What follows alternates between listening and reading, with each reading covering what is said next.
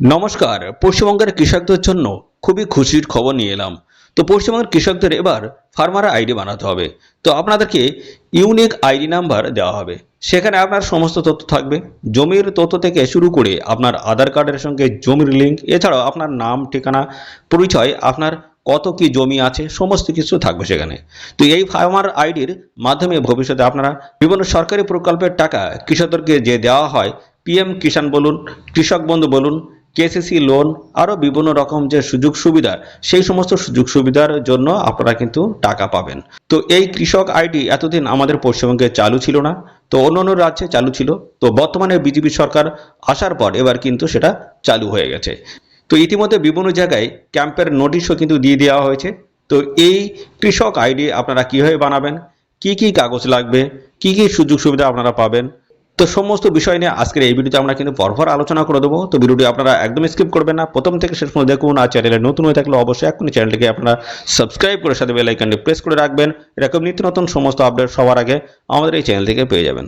তো দেখুন, কৃষি দপ্তরের তরফ থেকে কিন্তু এরকম একটি ব্যানার কিন্তু পাবলিশ করা হয়েছে, যেখানে লেখা থাকছে এগ্রি স্ট্রাক ডিজিটাল কৃষি মিশন পশ্চিমবঙ্গ, এবং এখানে লেখা পশ্চিমবঙ্গ সরকারের কৃষি বিভাগ। এবং দেখুন, এখানে লেখা রয়েছে আপনার 11 সংখ্যার ইউনিক কৃষক আইডি আজই সংগ্রহ করুন। তো যেমন আপনাদের আধার কার্ডে যেমন একটা নাম্বার থাকে, ঠিক আছে, তো সেইভাবেই কিন্তু এরকম আপনাদের কিন্তু একটা কৃষক আইডি নাম্বার কিন্তু দেওয়া হবে। এই আইডিটা কিন্তু আপনাদের কিন্তু সমস্ত জায়গায় কাজে লাগবে। তো এর আগে আমি বলে দিলাম, আপনারা যখন ফসল বীমায় আবেদন করবেন সেখানেও লাগবে, বা কৃষি লোনের ক্ষেত্রে সেখানেও লাগবে। মোটামুটি সব জায়গায় কিন্তু এই আইডিটা খুবই গুরুত্বপূর্ণ। তো কীভাবে আপনারা কি করবেন, রেডি করবেন, সমস্ত বিষয়গুলো নিয়ে পরপর আমি জানিয়ে দিচ্ছি। তো দেখুন, কৃষক আইডি আপনার সাথে, সরকারি সুবিধা আপনার হাতে।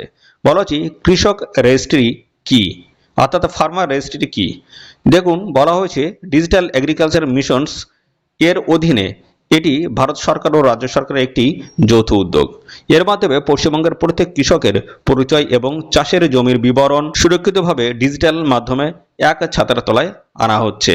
অর্থাৎ এখানে দেখুন, বলা হয়েছে যেমন আপনাদের যে আধার কার্ডের, বর্তমান যে আধার কার্ডটা রয়েছে, সেই আধার কার্ডের সাথে কিন্তু প্রত্যেকটা ডকুমেন্টসের কিন্তু লিঙ্ক করা হচ্ছে।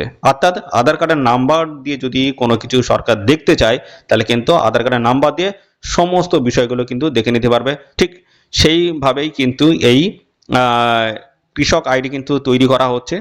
তো এই আইডির মাধ্যমে কিন্তু সেই কৃষকের ডিটেলসটা কিন্তু জানতে পারবে, সেই ব্যক্তির কতটা কি জমি আছে, এবং সেই ব্যক্তির কোনো কৃষি লোন নেওয়া আছে কিনা, এবং সেই ব্যক্তি কোনো আর প্রকল্পের টাকা পান কিনা, মোটামুটি সমস্ত তথ্যগুলো কিন্তু এক ক্লিকে কিন্তু এবার জেনে নিতে পারবে।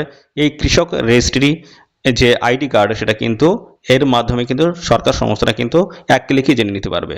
ঠিক আছে, তো আধার কার্ডের মতোই কিন্তু এটা খুবই গুরুত্বপূর্ণ, এটা কিন্তু সবারই করতে হবে। তো বলা হচ্ছে রেজিস্ট্রেশনের প্রধান সুবিধাগুলি কী কী রয়েছে, কীভাবে রেজিস্ট্রেশন করবেন এবং রেজিস্ট্রেশনের সুবিধাগুলো কী কী রয়েছে।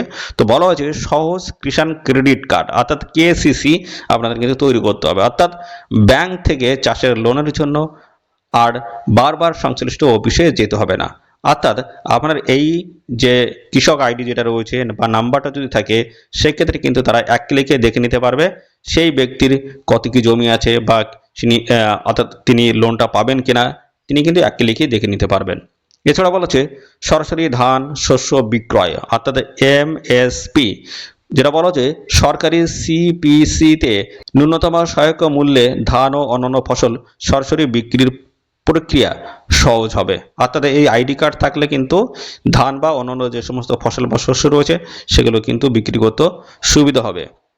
এছাড়াও বলা হচ্ছে সরাসরি অনুদান পাওয়া যাবে। অর্থাৎ ডিবিটি লিঙ্কের মাধ্যমে কিন্তু সরকারি যে সমস্ত প্রকল্প রয়েছে তার কিন্তু অনুদান সরাসরি পাওয়া যাবে। অর্থাৎ এই আইডি কার্ডের মাধ্যমে কিন্তু পাওয়া যাবে। তো এই আইডি কার্ডটা কিন্তু অত্যন্ত গুরুত্বপূর্ণ।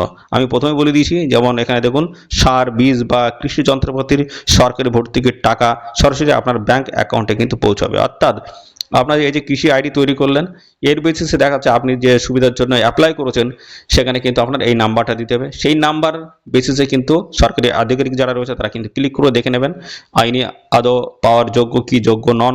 ঠিক আছে, সেই বেসিসে কিন্তু আপনি সমস্ত দেখুন এখানে সার, বীজ, কৃষি যন্ত্রপাতি সমস্ত ভর্তুকিগুলো কিন্তু আপনার সরাসরি ব্যাংক অ্যাকাউন্টে কিন্তু আপনি পেয়ে যাবেন। তো দেখুন এখানে বলা হচ্ছে পিএম কিষাণ বা রাজ্য কৃষি প্রকল্পের টাকা সরাসরি ব্যাংক অ্যাকাউন্টে কিন্তু ঢুকবে।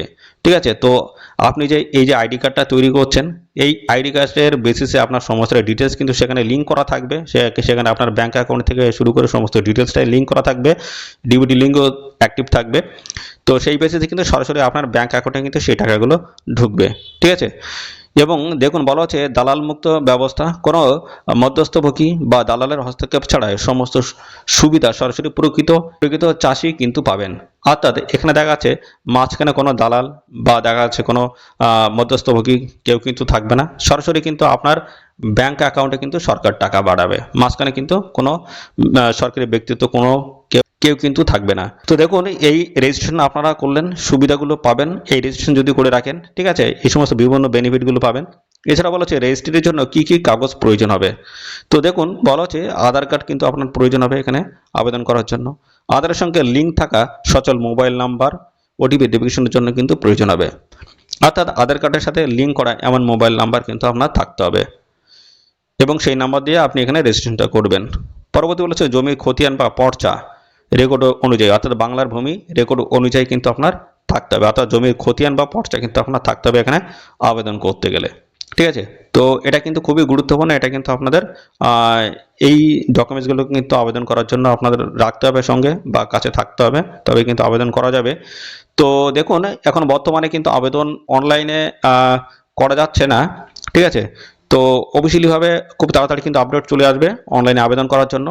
এবং এখানে কিন্তু এমন আপডেট রয়েছে যে আপনার নিয়ারেস্ট যে লোকেশনগুলো রয়েছে যেমন পঞ্চায়েত বলুন বা বিডিও অফিস, সেখানে কিন্তু ক্যাম্প করা হচ্ছে। সেই ক্যাম্পের বেসিসে কিন্তু আপনাদের অফলাইনে সমস্ত ডকুমেন্টস কিন্তু জমা নেওয়া হচ্ছে বা হবে।